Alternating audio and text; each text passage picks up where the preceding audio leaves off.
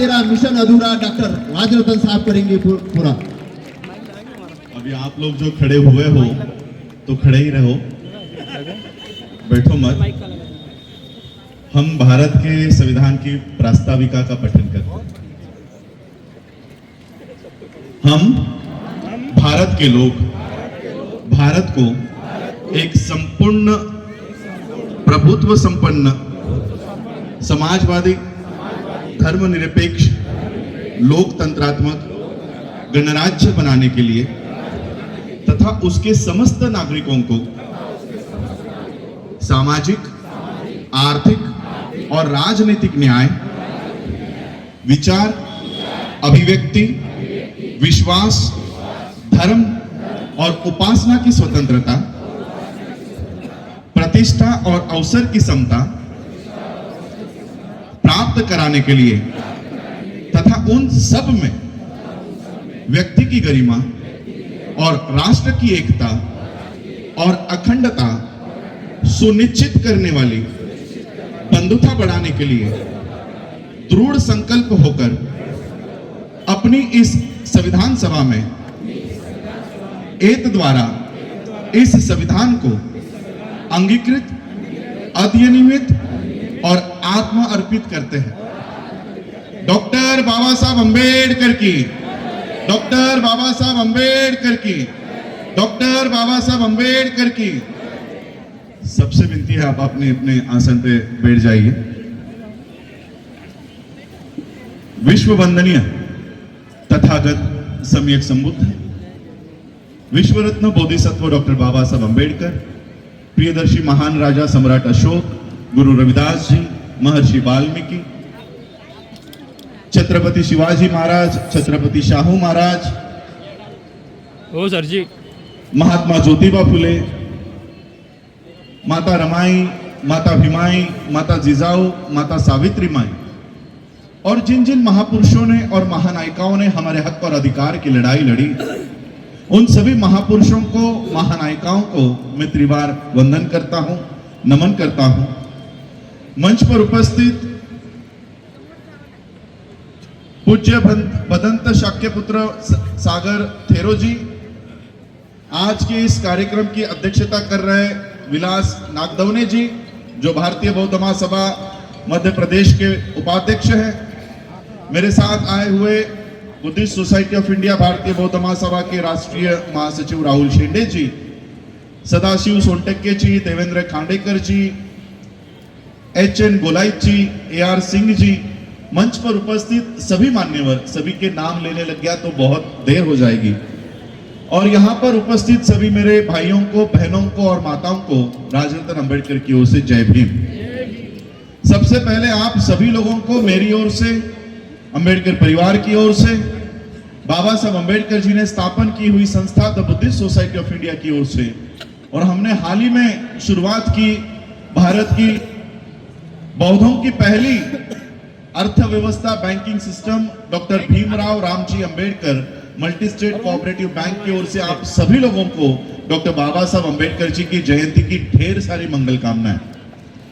मैं सुन रहा था, आयोजक कह रहे थे कि बाबा साहब की जयंती यहाँ 10 दिन चलती है, 15 दिन चलती है, 2 हफ्ते चलती है। अभी मैं जिस देश से लौटा हूं, वहां पर सरकार ने आदेश निकालकर वहां पर, क्योंकि वहां पर एससी का मतलब पता नहीं है, शेड्यूल कास्ट क्या होती है। कास्ट तो हमारे पास है, कनाडा में कास्ट सिस्टम नहीं है, तो उनको शेड्यूल कास्ट नहीं मालूम, उनको अभी बुद्धिज्म की ओर वो नहीं आए हैं, तो इसलिए वो अभी भी दलित टर्म यूज करते हैं। इसलिए उन्होंने बाबा साहब की जयंती वहां पर 1 हफ्ते नहीं, 2 हफ्ते नहीं, पूरे महीने भर मनाने का जीआर या गवर्नमेंट ऑर्डर उन्होंने निकाली है। उससे वो दलित मंथ कहते हैं, और हर यूनिवर्सिटी पे जैसे हम बाबा साहब की जयंती नुक्कड़ पे करते हैं, रास्तों पर कर रहे हैं, बुद्ध विहारों में करते हैं, ऑडिटोरियम में करते हैं, वहां पर जितने भी यूनिवर्सिटीज हैं, हर यूनिवर्सिटी में बाबा साहब अंबेडकर जी के ऊपर 3 दिन के लेक्चर्स अरेंज करके, ऑर्गेनाइज करके वहां पर बाबा साहब को अभिवादन किया जा रहा है। इसी प्रकार यूएस में किया जाता है, यूके में किया जाता है, पूरा विश्व बाबा साहब अंबेडकर जी को याद कर रहा हूं।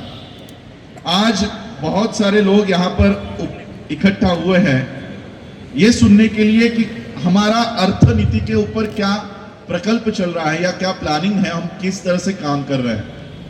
और इसलिए मैंने आप लोगों को भारत के संविधान का प्रियम्बल आप लोगों को पढ़वाया ताकि हमें याद रहे कि हम इस देश में जो संविधान बाबा साहब हमको देकर गए हैं उसका उद्देश्य क्या है।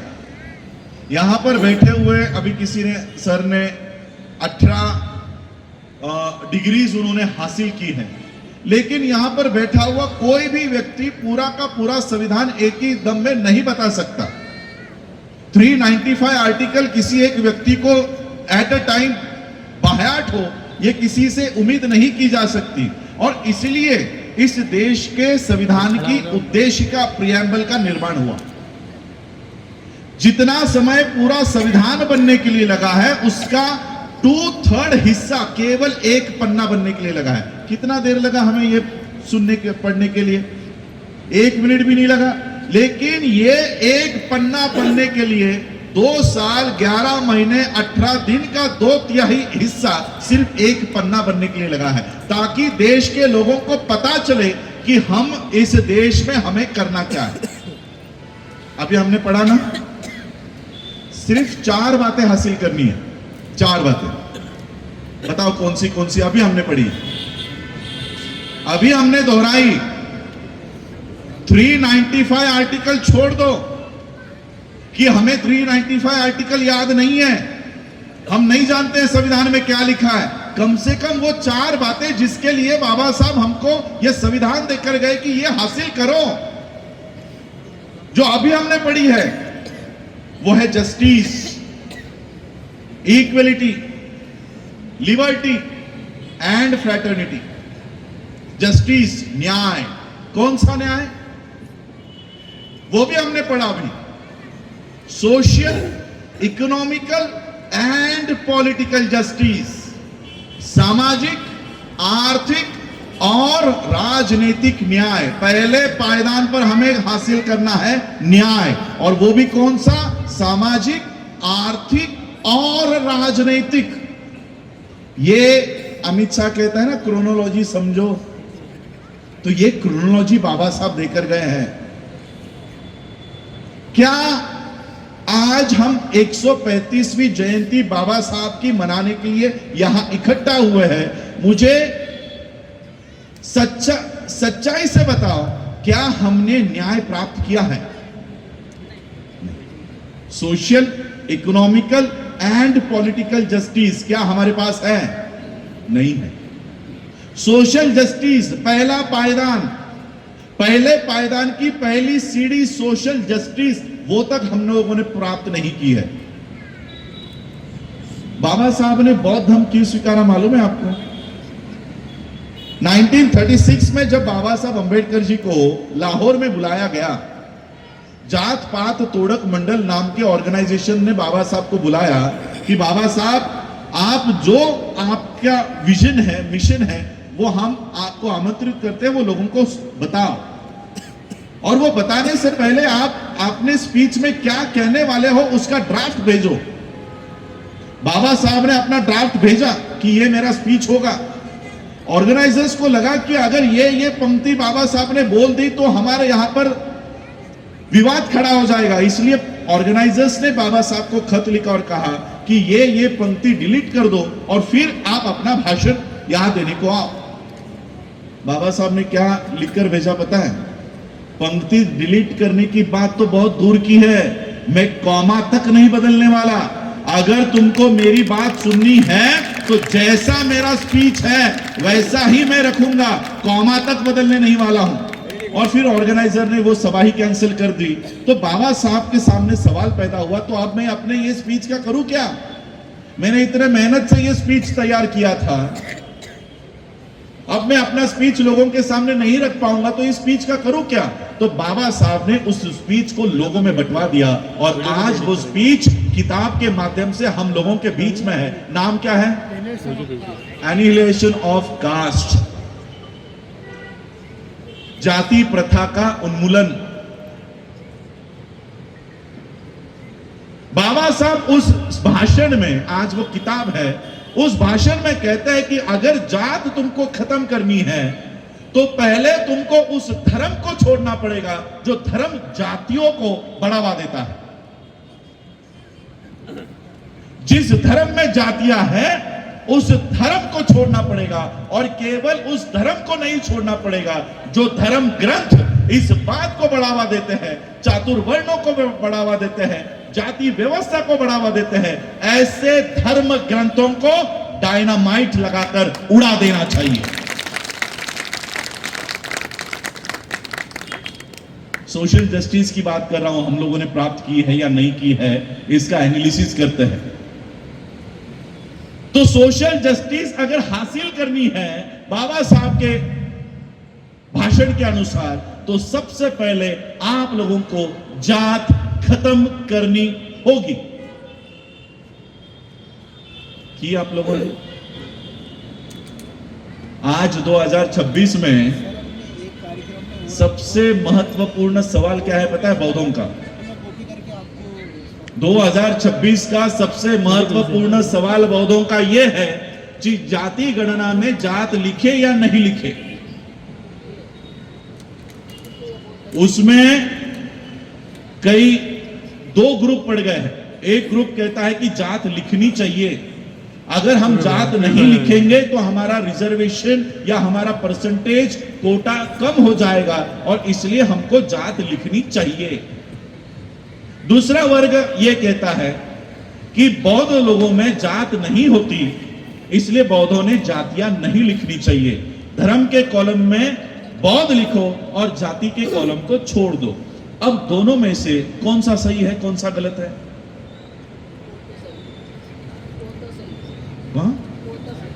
बौद्ध सही है। आपकी और मेरी बात छोड़ देते हैं। बाबा साहब ने क्या कहा?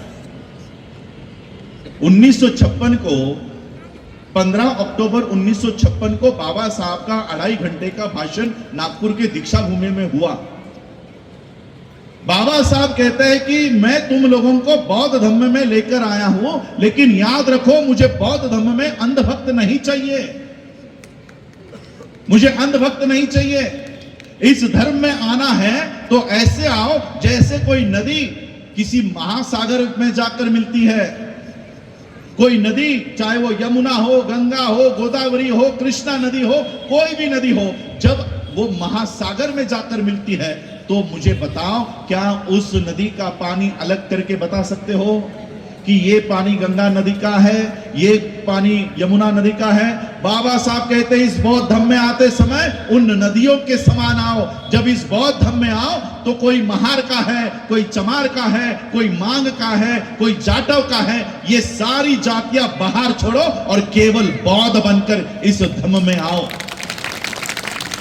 हमारी और आपकी मीटिंग लेने की जरूरत ही नहीं है कि राजरतन क्या कह रहा है, या भीमराव क्या कह रहे हैं, या आनंदराज क्या कह रहे हैं, या प्रकाश राव क्या कह रहे हैं, या मीराताई क्या कह रहे हैं। जब बाबा साहब ने बात कह दी तो वो अंतिम लकीर होनी चाहिए, उसके आगे किसी की भी इंटेलेक्चुअल आम लोगों को लगाने की जरूरत नहीं है। बाबा साहब निर्देश देकर गए हैं।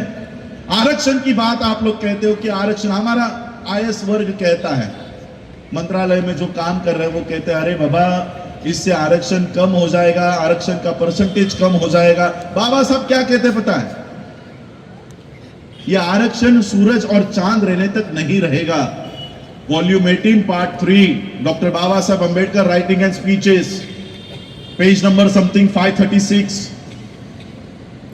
मैं अपने मन की बातें नहीं कर रहा हूं। बाबा साहब लिखते हैं यह आरक्षण सूरज और चांद रहने तक नहीं रहेगा, और जो पति जीने ही नहीं वाला है उसके नाम का मंगलसूत्र हम क्यों पहने हैं? इसका मतलब जानते हो? मैं बाबा साहब की एक एक लाइन पे ना एक एक घंटा सोचता हूं, ये क्यों कहा होगा, इसके पीछे क्या लिखा, क्या मंशा होगी बाबा साहब की। ये एक लाइन कि जो पति जीने ही नहीं वाला उसके नाम का मंगलसूत्र क्यों पहने, इसका मतलब क्या होता पता है? मैं एक बेटी का बाप हूं, मुझे पता है कि ये लड़का कैंसर ग्रस्त है, ये महीने भर में मर जाएगा। मुझे बताओ, कोई भी मां, कोई भी बाप अपनी बेटी की शादी करवाएगा क्या? नहीं करवाएगा।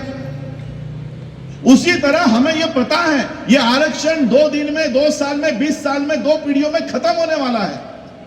यह हमें लाइफ टाइम तक नहीं मिलने वाला। अब उस आरक्षण को लेने के लिए जो कल खत्म हो जाएगा, उसके लिए आज हम महार नाम की एक पट्टी अपने गले में डाले। ये बात बाबा साहब ने कही, जो आरक्षण मिलने ही नहीं वाला उसके लिए गले में महार नाम का पट्टा, मातंग नाम का पट्टा, मांग नाम का पट्टा, ये क्यों डाल रहे हो जब ये लाइफ टाइम मिलने ही नहीं वाला? तो सोशल जस्टिस की लड़ाई आज हम उतरे ही नहीं है। इस देश में बौद्ध पहचान ही हम लोगों ने नहीं बनाई। ये सोशल जस्टिस की लड़ाई कौन लड़ रहे मालूम है आप लोगों को? बाबा साहब हमें लेकर गए। उसी स्पीच में बाबा साहब कहते हैं की आता भारतातल्या भारतात खूप झालं।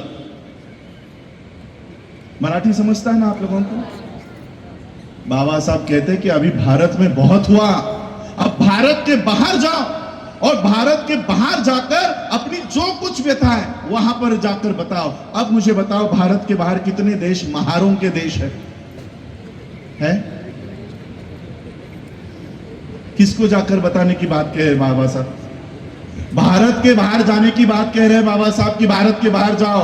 अगर इस देश में तुम्हारे ऊपर कोई अन्याय होता है, अत्याचार होता है, तो भारत के बाहर जाओ। अरे भारत के बाहर महारों का देश ही नहीं है तो कहां जाए?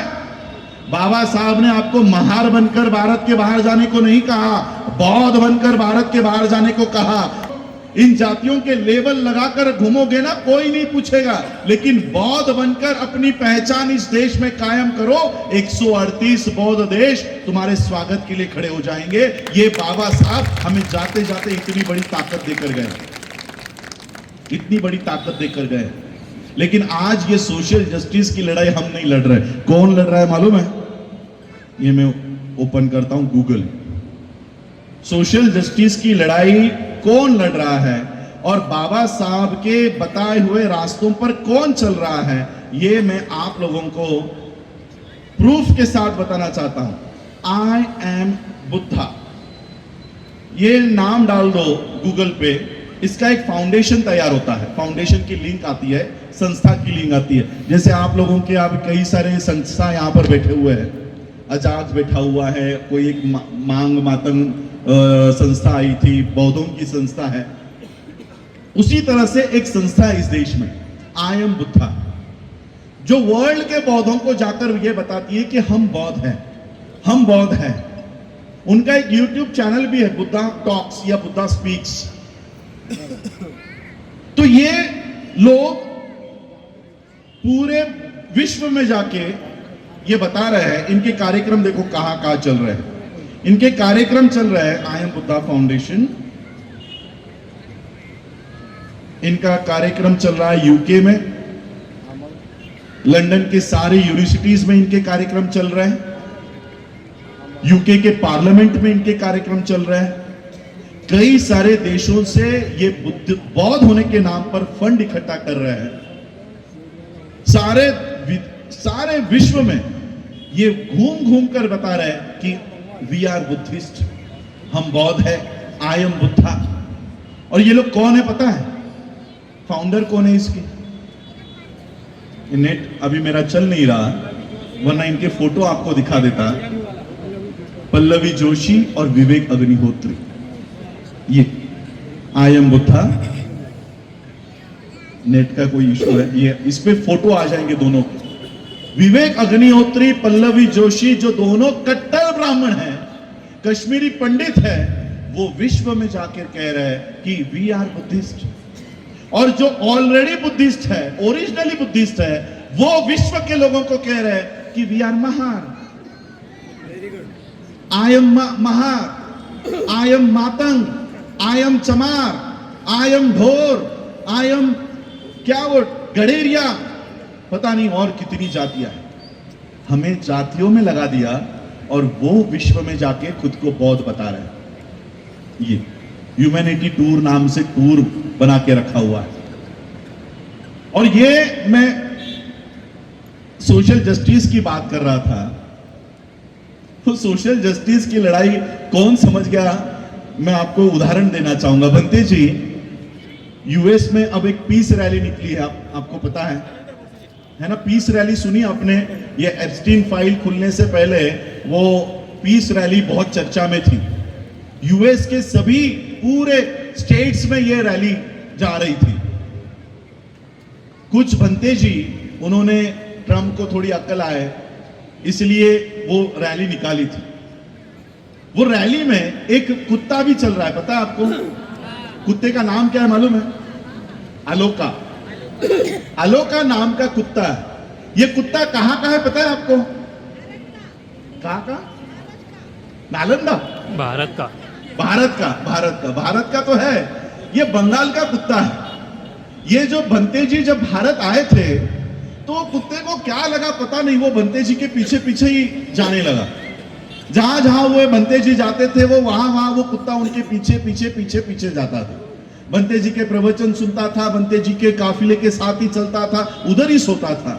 तो बनते जी को लगा ये कुत्ता हमसे बहुत प्यार करता है, प्रेम करता है, इसको साथ में ही लेके चलते हैं। तो उस कुत्ते का टिकट निकालकर वो उसको यूएस लेके गए, साथ में ही रखते हैं। अब वो कुत्ता इतना फेमस हो गया कि यूएस मिलिट्री ने खास उस कुत्ते के देखभाल के लिए एक पूरा मिलिट्री का वैन देकर रखा हुआ है कि उसको अगर कोई बीमारी आ गई तो एम्बुलेंस उसके पीछे चलती है, उसको भूख लगी तो एक पूरी गाड़ी उसके खाने के लिए चलती है। जितना प्रोटेक्शन उन भंतों को नहीं है उससे कई ज्यादा प्रोटेक्शन उस कुत्ते को है। और ये कुत्ता कोई घरेलू कुत्ता नहीं है, पालतू कुत्ता नहीं है, स्ट्रे डॉग कहते हैं, रास्तों के ऊपर का कुत्ता। लेकिन उस कुत्ते को समझ आया, वो बनते के पीछे पीछे चला गया। आज विश्व उसको नमन करता है, उस कुत्ते को नमन करता है। मिलिट्री उसके प्रोटेक्शन के लिए है। यही बात तो बाबा साहब आपको कहकर गए थे। बाबा साहब यही बात कहे थे कि बुद्ध के मार्ग पर चलो, पूरा विश्व तुम लोगों को सलाम करेगा, आमंत्रण देगा। ये बात कुत्ता समझ गया लेकिन हम नहीं समझे। कुत्ता समझ गया, इसलिए बाबा साहब आपको जाते जाते बुद्ध का धम्म देकर गए कि जातियों में पड़े रहोगे तो कोई तुम्हारी रक्षा नहीं करेगा। आपको क्या लगता है, इस मध्य प्रदेश में आपके ऊपर कोई हल्ला हो जाए, कोई अन्याय हो जाए, कोई अत्याचार हो जाए तो यहां का एसपी आपको न्याय देगा ऐसा लगता है आपको? यहां का सीएम आपको न्याय देगा ऐसा लगता है आपको? अरे चीफ जस्टिस ऑफ इंडिया खुद जूते खा रहा है। वो जूते खाने के बाद उस आदमी को जिसने जूता मारा उसके ऊपर एफआईआर नहीं कर सकता। चीफ जस्टिस अगर एक जूता फेंकने वाले को जेल नहीं करा सकता तो आपको कौन पूछ रहा है?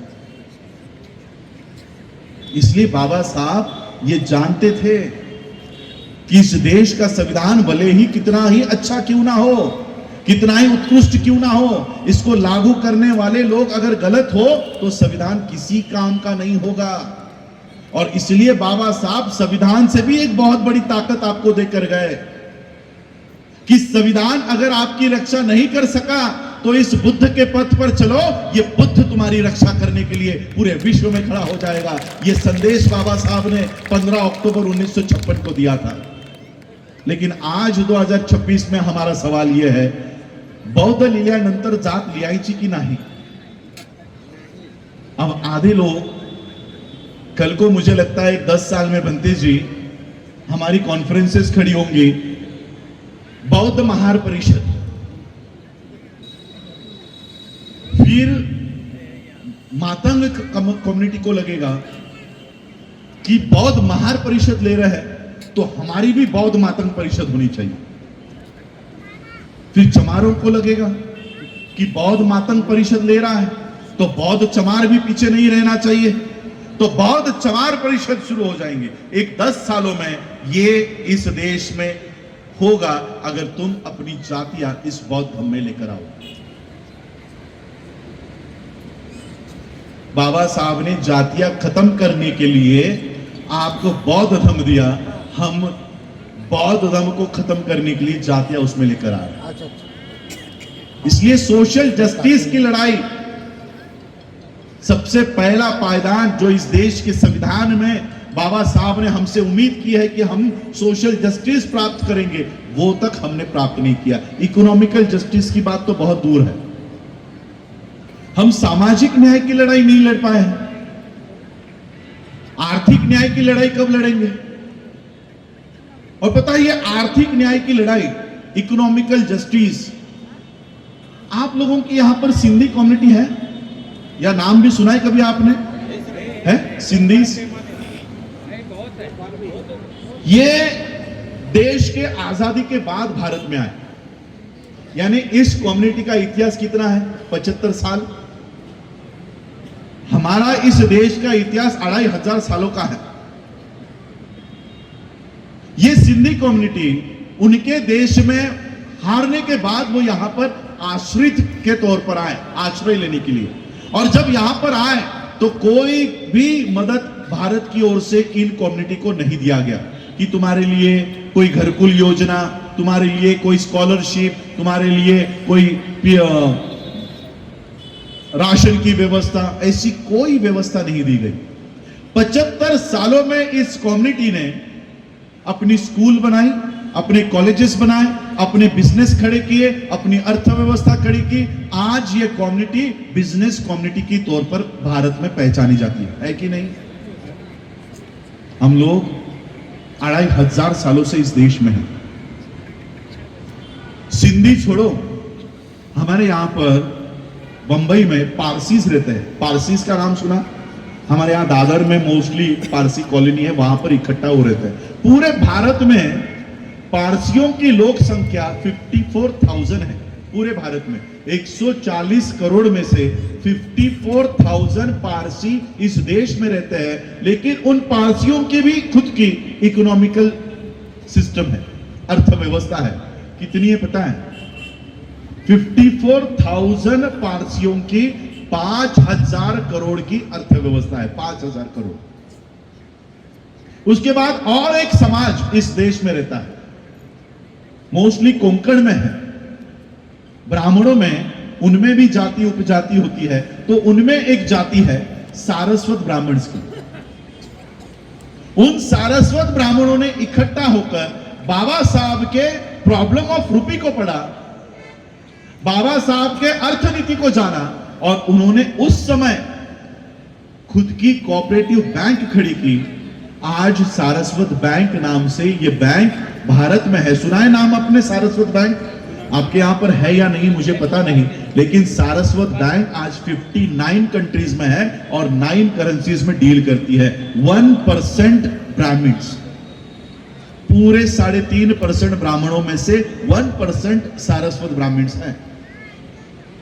वो सारस्वत ब्राह्मणों का भी खुद का अर्थव्यवस्था है। जो मुस्लिम्स यहां पर मेरा स्वागत करने आए थे, उनकी खुद की कोऑपरेटिव बैंक्स है, सिखों की कोऑपरेटिव बैंक्स है, क्रिश्चियनों की कोऑपरेटिव बैंक्स है। क्या बौद्धों की कोई कोऑपरेटिव बैंक है? नहीं। एसबीआई के लोग यहां पर बैठे हैं। मैं कुछ फैक्ट्स रखूं तो बुरा नहीं मानना, लेकिन वो फैक्ट है, न्यूज़पेपर में अवेलेबल है।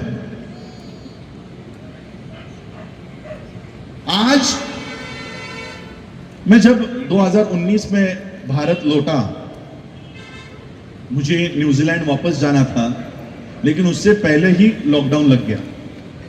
और लॉकडाउन लग गया, मैं भारत में ही रह गया। और उसी 1 महीने के 1.5 महीने के अंतराल पर बाबा साहब की जयंती आ रही थी। अब पूरा स्ट्रिक्ट लॉकडाउन है नेशन वाइड, घर के बाहर भी नहीं निकल सकते, हमारी सोसाइटी भी सील थी। तो अब बाबा साहब की जयंती कैसे मनाएं? तो जो गमले में जो फूल है, पौधा है, उसी का एक फूल तोड़ा, बाबा साहब के प्रतिमा पर चरणों के सामने रखा। एक मोमबत्ती, वो भी एक बची हुई होगी घर में, नया पैकेट भी नहीं, पुराना पैकेट में से एक अनयूज्ड मोमबत्ती बाबा साहब के सामने रखी, प्रज्वलित की, और बाबा साहब की जयंती एक मोमबत्ती और एक फूल से 2019 में सभी लोगों ने ऐसी मनाई होगी। याद आ रही है 2019 की जयंती? सभी लोगों ने लगभग ऐसी ही मनाई। ना मिठाई थी, ना पटाखे थे, ना शराब किसी ने पी होगी, मुझे बताओ, ऐसी जयंती करने के बाद मर गए क्या? जिंदा हो ना अभी भी? कोई आंख पर फोड़े उठे? किसी को कोढ़ हुआ? नहीं हुआ। कि एक फूल कैसे चढ़ा दिया, एक मोमबत्ती कैसे जला दी? 16 अप्रैल को, क्योंकि उस समय मेरी पीएचडी पूरी नहीं हुई थी फाइनेंशियल मैनेजमेंट पे, तो मैं इकोनॉमिक टाइम्स नाम का अर्थव्यवस्था का पेपर एज ए सिलेबस में वो पढ़ता था। 16 अप्रैल को तीसरे पेज पे एक छोटा सा कॉलम छपा था कि due to lockdown doctor Ambedkar Jayanti was not celebrated all over India. मैंने कहा अर्थव्यवस्था का पेपर, उससे बाबा साहब की जयंती में नहीं मनाई गई, क्यों दुख हो रहा है? इसको क्यों दुख हो रहा है? तो सोचा इसको पढ़ूं, तो मैंने वो क्लिक किया उस न्यूज पे। उसका दर्द क्या था पता है? इकोनॉमिक टाइम्स अग्रवाल ग्रुप का पेपर है, ब्राह्मणों का पेपर है, जैनों का पेपर है। उसका दुख क्या था पता है? कि बाबा साहब की जयंती लॉकडाउन के वजह से मनाई नहीं गई, इस वजह से भारतीय अर्थव्यवस्था को 2100 करोड़ रुपए का नुकसान हो गया। उसका दर्द यह था कि अरे तुमने पटाखे नहीं फोड़े, डीजे नहीं लगाए, लाइटिंग नहीं लगाई, कलर नहीं किए, कपड़े नहीं खरीदे, वाहन नहीं खरीदे, शराब नहीं खरीदी, तो हमको जो पैसा मिलने वाला था 2100 करोड़ रुपया, उसका तो नुकसान हो गया। और ये पढ़ने के बाद मैं ये सोचने लगा कि ये साल भर का इनकम नहीं है, एक रात का इनकम है। 14 अप्रैल का ये पूरे दिन का इनकम पूरा, यानी मैं सोच रहा था कि पूरे दिन में हम भारतीय अर्थव्यवस्था को, जैसे आज आपने ये कार्यक्रम किया है, लगभग 5 लाख रुपए का तो भी खर्चा आना होगा, उससे ज्यादा। ये सोफा लाए हो, लाइट्स लगाए हो, माइक लाए हो, फूल लाए हो, कुर्सियां लाए हो, तो ये खर्चा होता है।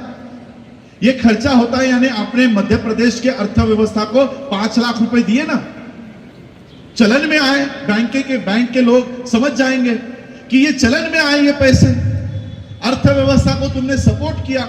एक दिन में हम 2100 करोड़ रुपया खर्च करते हैं। अब जो एसबीआई के लोग यहां पर बैठे हैं, मैं उनको पूछना चाहता हूं कि जो समाज एक रात में 2100 करोड़ रुपया बाबा साहब की जयंती पर खर्च कर सकता है, क्या वो समाज अपनी खुद की यूनिवर्सिटी खड़ी नहीं कर सकता? क्या वो समाज अपना खुद का मीडिया खड़ा नहीं कर सकता? क्या वो समाज अपनी खुद की बैंकिंग सिस्टम खड़ी नहीं कर सकता? पैसे हमारी समस्या नहीं है, उसका मैनेजमेंट हमारी समस्या है। पैसे हमारे पास बहुत हैं। यहां पर बैठे हुए सभी लोग, including the employees of state bank of India, हम सुबह से लेकर शाम तक पगार यानी काम कर रहे हैं। महीने में, मंथ एंड में पगार आता है, वो पगार आपके एसबीआई के ही बैंक में पड़ा रहता है, बराबर है। अभी यूपीआई आ गया है, स्कैन करो पैसे दे दो, है ना। लेकिन ये पैसे कहां पर है? बैंक में है। बैंक में पड़े हैं, तब जाकर आप पे कर रहे हो। चलो मैं समझता हूं कि हमारे पास सिर्फ 1000 रुपए है, सिर्फ 1000 रुपए। चलो कैलकुलेट करते हैं।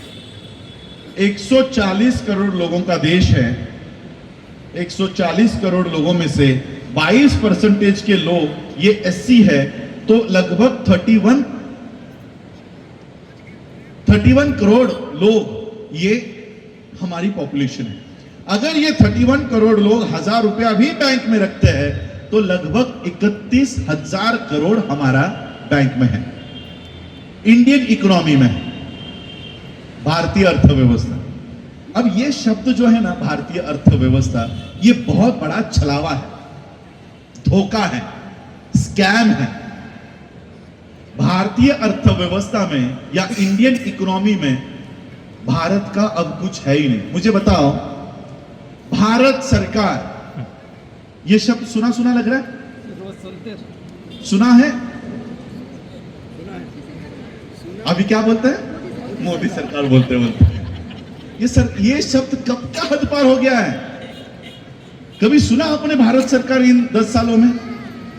मोदी सरकार, कोई योजना आई मोदी सरकार, कोई स्कीम इंप्लीमेंट करनी है मोदी सरकार, मोदी सरकार ने ये डिसीजन लिया, मोदी सरकार ये करेगा, भारत सरकार कहां है? गाड़ियों पे लिखा है सर, किस चीज पे? गाड़ियों पे लिखा है। गाड़ियों पे लिखा है। भारतीय संविधान किसको दिया हुआ दस्तावेज है? भारत सरकार को दिया हुआ दस्तावेज है। भारत सरकार ये भारतीय संविधान से चलेगा। तो मोदी सरकार किसके ऊपर चल रहा है? मनुस्मृति पर। मोदी सरकार का दस्तावेज है मनुस्मृति, भारत सरकार का दस्तावेज है भारतीय संविधान। जब भारत सरकार नाम का कोई शब्द ही अस्तित्व में नहीं है, इसका मतलब भारतीय संविधान इन्होंने कब का साइड बाय कर दिया है और सेंगोल नाम का राजदंड की व्यवस्था इस देश में कायम हो चुकी है। होने वाली है नहीं कह रहा हूं, हो चुकी है। ये सिर्फ आप लोग रास्तों पे ना उतरे, एजुटेशन ना करें, इसलिए भारतीय संविधान वैसे ही रखा हुआ है, उसका एक भी पन्ना इंप्लीमेंट नहीं किया जा रहा, नहीं किया जा रहा। और इसलिए आज हम इकोनॉमिकल एक्टिविटी पे हम कब उतर रहे पता है? जब सारे समुदाय ने इसको चबा चबा कर थूक कर फेंक दिया है, तब हम इसको पढ़ रहे हैं, तब पढ़ रहे हैं। इस देश में क्रिश्चियनों की, सिखों की, मुसलमानों की, जैनों की, ब्राह्मणों की, पारसियों की, सबकी अपनी अपनी खुद की अर्थव्यवस्था है।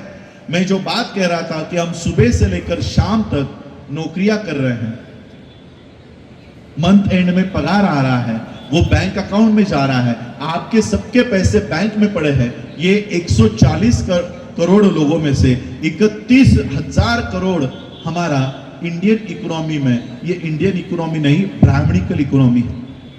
ये ब्राह्मणिकल इकोनॉमी पड़ी है। ये 31,000 करोड़ हमारे इस ब्राह्मणिकल सिस्टम में है। अब एसबीआई का एक उदाहरण देता हूं। मेरे पास एक बच्ची आई, एक 2 साल पहले, मुंबई के डीएवी मेडिकल कॉलेज में उसको एडमिशन मिल गया था। समथिंग 98% मार्क्स उसको साइंस में मिले थे 12th में। उसके बाद उसको खुद के परसेंटेज के बलबूते पर 1 भी रुपया डोनेशन दिए बगैर उसको एडमिशन मिला। 3 साल बाद वो मेरे पास आई और उसने कहा कि सर, मैंने एडमिशन तो मुझे मिल गया, लेकिन फीस न भर पाने की वजह से मुझे अभी एग्जाम्स में बैठने नहीं दे रहे। मैंने कहा ऐसी कितनी फी है तुम्हारी? तो उसने कहा कि साल की 30 लाख रुपए की फी है। 1 साल की 30 लाख, 3 साल के 90 लाख। मैंने कहा 2-3 लाख रुपए, 5 लाख रुपए की भी अगर मदद करनी होती तो हम वो कर देते, 90 लाख कहां से लाए?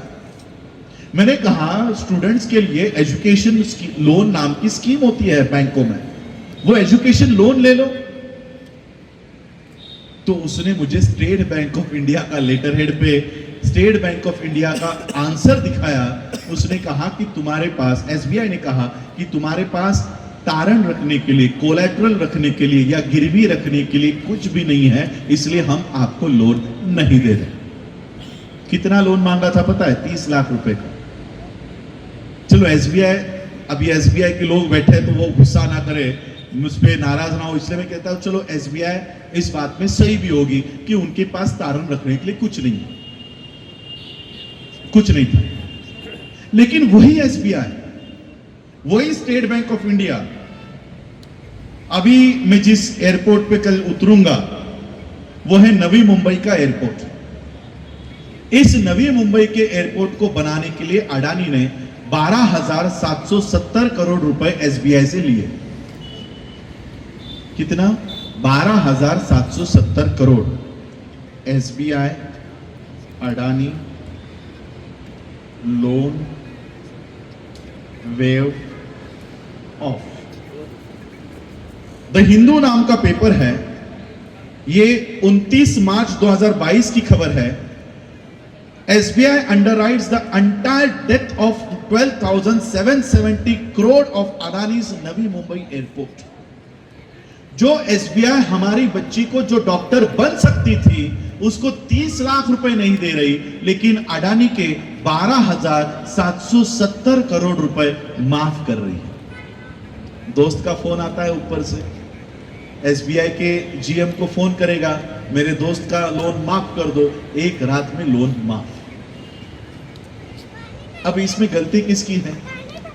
दोस्त की है, अदानी की है, एसबीआई की है, आरबीआई की है, किसकी है? हमारी है। हमने क्या किया, सुबह से लेकर शाम तक केवल मेहनत करके पैसे कमाने पर जोर दिया. मराठीमध्ये एक म्हण माहितीये तुम्हाला, आंधळ दळतय आणि कुत्र पीठ खातय. हिंदी में क्या होगा मुझे मालूम नहीं. अंधा पीस रहा है, कुत्ता खा रहा है. तो हम वो अंधे हैं जो सुबह उठते हैं 7 बजे, 8 बजे, 9 बजे ऑफिस में टच हो जाते हैं, शाम 5 बजे तक, 6 बजे तक महीने भर वो अंधे की तरह पीस रहे हैं. और महीने के बाद जो आटा मिलता है, वो आटा हमारे जेब में जाने से पहले अदानी नाम का कुत्ता कब सफाचट कर जाता है हमें पता भी नहीं चल रहा. आंधळ दळतंय आणि कुत्र पीठ खातंय. मुझे बताओ, आप लोग कोई ना कोई तो नौकरी कर रहे हो, मैं भी लेक्चरशिप करता हूं, मेहनत से पैसे कमा रहे हैं, ऑफिस जा रहे हैं और फिर कमाई करके खा रहे हैं. अडानी को किसी ऑफिस में जाते हुए देखा आपने कभी? किसी खेत में हल जोतते हुए देखा? किसी ऑफिस में 10 से 5 बजे तक बैठते हुए देखा? उसके लिए आप काम कर रहे हैं, आप काम करते हो. महीने भर में जितने पैसे आते हैं वो बैंक में रखते हो, बिना किसी कोलैटरल के अडानी उसको उठाता है, ब्रिज बांधता है, रोड बांधता है, मेट्रो बांध रहा है, एयरपोर्ट बांध रहा है, और बैठे बैठे आप उसको रिसोर्सेस ला कर दे रहे हो. हम दिन भर आरएसएस को गालियां दे रहे हैं, ब्राह्मणों को गालियां देते हैं, और दूसरे दरवाजे से अपनी सारे साधन उनको दे रहे हैं. ले लो, अपने बच्चे उनको दे रहे हैं, ह्यूमन रिसोर्स, अपना पैसा उनको दे रहे हैं, फाइनेंशियल रिसोर्स. ये दोनों रिसोर्स हम भर भर के इस ब्राह्मणिकल सिस्टम को दे रहे हैं. और इसलिए मैंने ये तय किया वो खबर पढ़ने के बाद कि ये हमारा पैसा उठाकर अडानी अंबानी को दे रहे हैं. इसमें गलती हमारी है कि हम केवल पैसा कमाने के पीछे लग गए, वो रखने का साधन हम बना नहीं पाए. और इसलिए 1 करोड़ रुपया दिल्ली के रजिस्ट्रार को देकर मैंने डॉक्टर भीमराव रामजी अंबेडकर नाम का यह रजिस्ट्रेशन प्राप्त किया, ताकि ये प्लेटफॉर्म बना सकूं कि आने वाली मेरी जनरेशन, आने वाले मेरे समाज के लोग ये अपना पैसा किसी ब्राह्मणिकल सिस्टम में ना रखे. एसबीआई के लोग कहेंगे हम तो सरकारी व्यवस्था है, हम कोई ब्राह्मणिकल सिस्टम के लोग नहीं है. लेकिन मैं आपको बताना चाहता हूं, इस देश में 2 ही विचारधारा है. किसी ने बोला अंबेडकरी विचारधारा, बुद्ध विचारधारा. अंबेडकरी विचारधारा ऐसी नाम की कोई विचारधारा इस देश में नहीं है. अंबेडकरिज्म, आप बोलते हो ना हम अंबेडकरवादी है, शायद मेरी बात आपको कंट्रोवर्शियल लगे, लेकिन अंबेडकरवादी बाबा साहब के मूवमेंट को सबसे बड़ा धोखा है, सबसे बड़ा रोड़ा है. मुझे बताओ, बाबा साहब ने अपनी खुद की मूवमेंट कभी चलाई है? चलाई खुद की मूवमेंट? बाबा साहब ने 10वीं पास होने के बाद से ही बुद्ध की मूवमेंट को अपने हाथ में लिया. तो जो लोग ये कहते हैं कि हम अंबेडकरवादी हैं, ये बौद्ध धर्म के सबसे पहले रोड़ा है, क्योंकि उनको ये मौका मिल जाता है कि बाबा साहब के पॉलिटिकल मूवमेंट को हम उठाएंगे, लेकिन बुद्ध की तरफ नहीं जाएंगे. अंबेडकरवाद कोई अंबेडकरवाद नहीं है.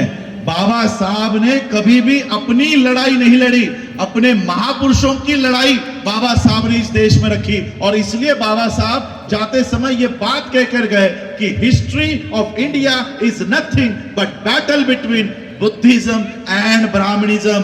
ये 2 ही विचारधारा की लड़ाई इस देश में चल रही है, बौद्ध धर्म की और ब्राह्मणी धर्म की. अब जिन लोगों को ये अड़चन हो जाती है कि हमको बाबा साहब तो चाहिए लेकिन बुद्ध नहीं चाहिए, तो उन लोगों ने अंबेडकरवाद शुरू कर दिया. जो लोग केवल बाबा साहब स्वीकार रहे हैं और बुद्ध की ओर नहीं आ रहे हैं, वो सबसे पहले बाबा साहब के द्रोही है. आपने एक फोटो देखी है जहां पर भंते भंते जी का नाम क्या था जिन्होंने बाबा साहब को दीक्षा दी थी? चंद्रमणि। भंते चंद्रमणि एक ही आसन है, बाबा साहब वो आसन भंते चंद्रमणि को बैठने के लिए देते हैं, और बाबा साहब में उतनी जान नहीं है, प्राण नहीं है, तो बाबा साहब उस कुर्सी का सहारा लेकर खुद खड़े होते हैं, खुद खड़े होते हैं, ताकि हमारे धम्म का आदरणीय स्थान बना रहे। 5 दिसंबर के रात को, 5 दिसंबर 1956 के रात को, रात के 2 बजे तक बाबा साहब लिख रहे थे। क्या लिख रहे थे पता है? बुद्ध एंड हिज धम्मा। क्यों? जिस व्यक्ति को मालूम है कि मैं अब ज्यादा दिन नहीं रहने वाला, मार्च महीने में बाबा साहब 1956 के मार्च महीने में आगरा में ये कहकर रोते हैं कि ये मैं अगर गिर गया, मैं अगर मर गया, तो मेरे इस मोमेंट का क्या होगा। ये जब बाबा साहब को पता है कि अब मैं जीवित नहीं रहने वाला ज्यादा, तो वो इंसान जाते जाते अपने बच्चों के लिए वसीयत तैयार करके जाएगा ना। लेकिन वो क्या कर रहे थे पता है? बुद्धा और उनका धम्म ये ग्रंथ पूरा कर रहे थे। क्यों? क्योंकि 2 महीने पहले मैंने जो मेरे लोगों को बौद्ध धर्म की दीक्षा दी है, वो दीक्षा देने के बाद मेरे लोगों ने बौद्ध धर्म का सही से पालन करना चाहिए, सही से आचरण करना चाहिए। मेरे लोगों को पता होना चाहिए इस बौद्ध धर्म में आने के बाद हमें कैसे बर्ताव करना चाहिए। इसलिए बाबा साहब आपके लिए बुद्ध एंड हिज धम्म ये ग्रंथ तैयार कर रहे थे, अपने परिवार के लिए वसीयत नहीं लिख रहे थे। इसलिए ये जो मैं यहां खड़ा हूं ना, ये बाबा साहब का परिवार नहीं है, ये जो मेरे सामने बैठा है ये बाबा साहब का असली परिवार है। ये उम्मीद करके गए थे बाबा साहब आप लोगों से, हम लोगों से, कि बौद्ध धर्म देने के बाद इसका सही से आचरण करोगे। आज 2026 में हमारे मन में सवाल है कि जात लिखनी चाहिए कि नहीं, जात लिखनी हो चाहिए कि नहीं।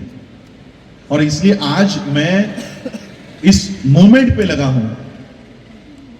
मैंने ये बात अभी मैं कनाडा से लौटा, कनाडा में जब मैं था तब अखिलेश यादव मुंबई में आए थे। अखिलेश यादव के बहुत सारे फोन मुझे आए थे कि मैं मुंबई में हूं, मुझे आपसे मिलना है। मैंने कहा मुझसे क्यों मिलना है, मैं तो आपके पार्टी का भी नहीं हूं, मैं तो पॉलिटिकल व्यक्ति भी नहीं हूं, मुझसे क्यों मिलना है? नहीं आपसे मिलना है। तो फिर मैं इंडिया आ गया। इंडिया आने के बाद उन्होंने एक पार्टी रखी, कोई इफ्तार पार्टी रखी, मुझे बुलाया, स्वागत किया, राज्यसभा ऑफर की, और एक पार्टी ने राज्यसभा ऑफर की। मैं वापस मुंबई आ गया, मैं अपने काम में लग गया। ये बात मैं पिछले 2 सालों से आप लोगों के बीच कह रहा हूं, 2 सालों से। रिजल्ट अभी ये क्या मंथ चल रहा है, अप्रैल मार्च में रिजल्ट दिखना शुरू हुआ। मैंने क्या, मेरी मूवमेंट क्या है पता है? मेरी मूवमेंट एक सादे लाइन में बताना चाहता हूं। मेरी मूवमेंट बौद्धों को इतना सशक्त करना, बौद्धों को इतना शक्तिशाली करना कि कल को इस देश में कोई भी चुनाव आए, कोई भी चुनाव आए, इस देश में कोई भी नेता हो, चाहे वो अखिलेश हो, चाहे वो योगी हो, चाहे वो मोदी हो, चाहे वो राहुल गांधी हो, वो हमारे बौद्ध भिक्षुओं के पैर पड़े बगैर वो प्रचार में नहीं उतरे। इतना सक्षम मैं अपने समाज को करना चाहता हूं, जिसका रिजल्ट दिखना शुरू हुआ है, जिसका रिजल्ट दिखना शुरू हुआ है। मैंने, जिन्होंने मुझे आमंत्रण दिया था, मैंने उसको जाकर कहा आप मुझे राज्यसभा दोगे, तो ये तो मेरा डिमोशन है। मैं अभी 138 कंट्रीज का वाइस प्रेसिडेंट के तौर पर काम कर रहा हूं। राज्यसभा एक देश की होती है, आप 138 कंट्रीज में से मुझे एक देश में सीमित कर रहे हो।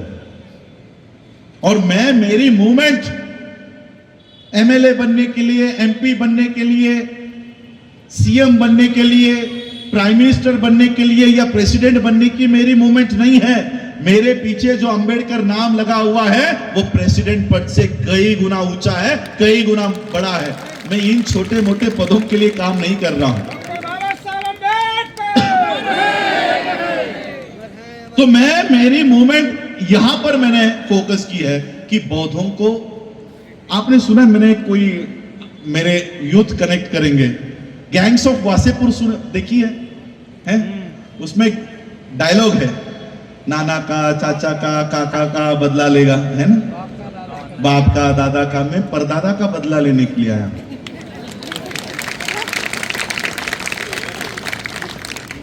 क्या है पता है बदला?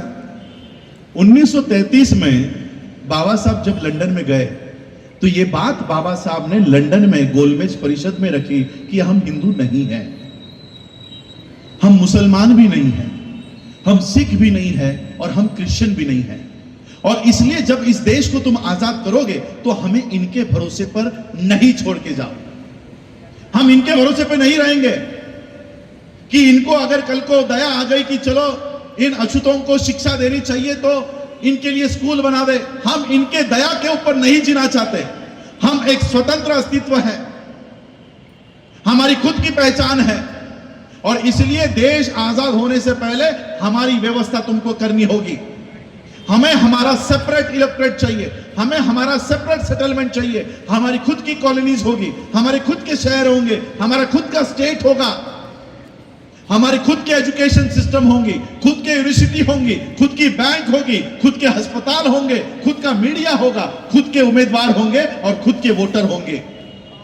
यह सिस्टम हमें चाहिए। अंग्रेजों को बाबा साहब के इस बात पर विश्वास हुआ कि हां, ये लोग हिंदू नहीं है और इनको हम हिंदुओं के सहारे नहीं छोड़कर जाएंगे, और बाबा साहब को कॉम्युनल अवार्ड दे दिया गया। बराबर है?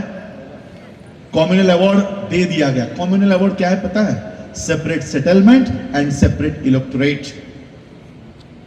जिस स्वतंत्र व्यवस्था की आज मैं बात कर रहा हूं, यह मेरे दिमाग की उपज नहीं है। ये 1933 में बाबा साहब लड़कर अंग्रेजों से लेकर आए थे कि देश आजाद होने के बाद हम किसी अन्य धर्म के दया के ऊपर इस देश में नहीं रहेंगे। अंग्रेजों ने दे दिया। किसने छीना मालूम है? गांधी। गांधी ने कहा कि अगर ये कॉम्युनल अवार्ड बाबा साहब को दोगे तो मैं जान जाने तक अनशन पे बैठ जाऊंगा, लेकिन इनको मिलने नहीं दूंगा। और फिर जो एपिसोड हुआ वो आप सबको मालूम। बाबा साहब को कॉम्युनल अवार्ड दे देना पड़ा, वापस दे देना पड़ा, और संविधान में बाबा साहब ने वो सभी प्रावधान वापस दे दिए। और बाबा साहब ने यह भी कहा कि हम अब माइनॉरिटीज है और मेजॉरिटी को माइनॉरिटी का सबसे पहले देखभाल करते आना चाहिए। बाबा साहब हमको बुद्ध का धर्म इसलिए देकर गए और भारत के बाहर के बौद्ध देशों को यह बताकर गए कि भारत के बौद्धों का आप लोगों को सपोर्ट करना होगा, उनकी यूनिवर्सिटीज, उनके एजुकेशन सिस्टम के लिए आप लोगों को यहां पर उनको सपोर्ट करना होगा। ये बाबा साहब वर्ल्ड फेलोशिप ऑफ बुद्धिस्ट के कॉन्फ्रेंसेस में कहकर गए। बाबा साहब हमको बौद्ध बनाकर गए। क्यों? इतना ही नहीं, उस केवल बौद्ध बनाकर नहीं गए। 1956 में बाबा साहब ने बौद्ध धर्म की दीक्षा ली, लेकिन 10 साल पहले बाबा साहब ने बौद्धों की स्वतंत्र शैक्षणिक व्यवस्था खड़ी की, पीपल्स एजुकेशन सोसाइटी। महाराष्ट्र के कोई लोग हैं यहां पर? औरंगाबाद में मिलिंद कॉलेज है, पता है आपको? बाबा साहब ने खुद खड़े होकर उसका कंस्ट्रक्शन करवाया है, मिलिंद कॉलेज का।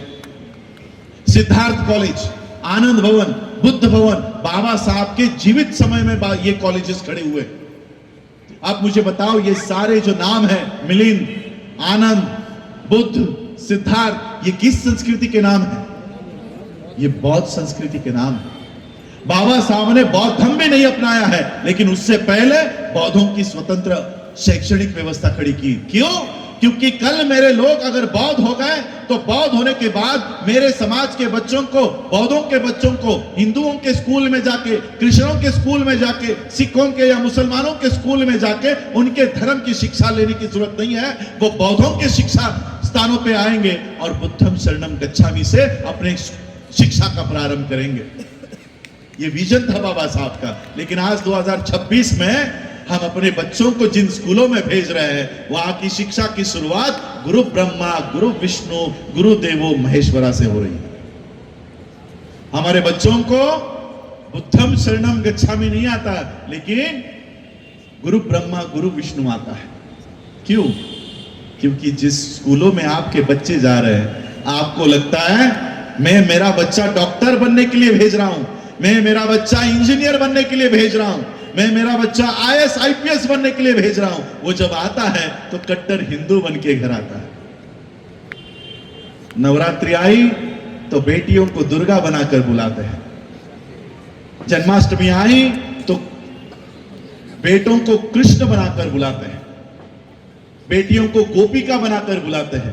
पूरा जीवन उनको इस कर्मकांड में हम धकेल रहे हैं। हमारा बैंकिंग सिस्टम का विजन केवल स्वतंत्र अर्थव्यवस्था खड़ी करना नहीं है। हम बौद्ध हैं और इसलिए हमारे बच्चे बौद्ध स्कूलों में जाएंगे, बौद्ध यूनिवर्सिटी में जाएंगे। ये प्लान लेकर हम चल रहे हैं। इसके लिए फाइनेंस कहां से आएगा, पैसे कहां से आएंगे? आज जिस तरह से state bank of India Adani के न्यू मुंबई एयरपोर्ट को फाइनेंस कर रही है, आज जैसे state bank of India Ambani को फाइनेंस कर रही है, उसी तरह से डॉक्टर बी.आर. अंबेडकर बैंक कल बुद्धिस्ट यूनिवर्सिटी को फाइनेंस करेगी। ये हमारा सही विजन है, सही प्लान है। इसके ऊपर हम काम कर रहे हैं। उसके पूरे नियोजन हम लोग नियोजनबद्ध पद्धति से हम वो काम कर रहे हैं। और हम बौद्ध होने के बाद हम जाति और धर्म तो देखते नहीं है, चाहे वो ब्राह्मणों का हो या किसी धर्म का हो, उस बच्चे को भी एडमिशन देंगे। लेकिन शुरुआत बुद्धम शरणम गच्छामि से करेंगे। ये है बाबा साहब का कल्चरल रिवॉल्यूशन जो हम अर्थव्यवस्था के माध्यम से शुरू करना चाहते हैं। मैंने पहले ही वो नारा दे दिया। माननीय काशीराम जी ने राजनीति के लिए एक नारा दिया था कि वोट हमारा और राज तुम्हारा नहीं चलेगा, है ना? क्योंकि वोट हमारा है ना, तो हमारा वोट है तो तुम हमारे ऊपर राज कैसे करोगे? हमारा कैंडिडेट चुनकर जाएगा। तो ये नारा हम जो राजनीति में यूज कर रहे हैं वो अर्थनीति में क्यों नहीं यूज करते? इसलिए ये नारा मैंने थोड़ा सा बदल दिया। राजनीति में वोट हमारा राज तुम्हारा जैसे नहीं चलेगा, उसी तरह से अर्थनीति में नोट हमारा और बैंक तुम्हारा नहीं चलेगा। अगर नोट हमारा है तो बैंक भी हमारी होगी, और अगर बैंक हमारी है तो व्यवस्था भी हमारी खड़ी होगी। ये काम हम लोगों को करना है। नहीं चलेगा।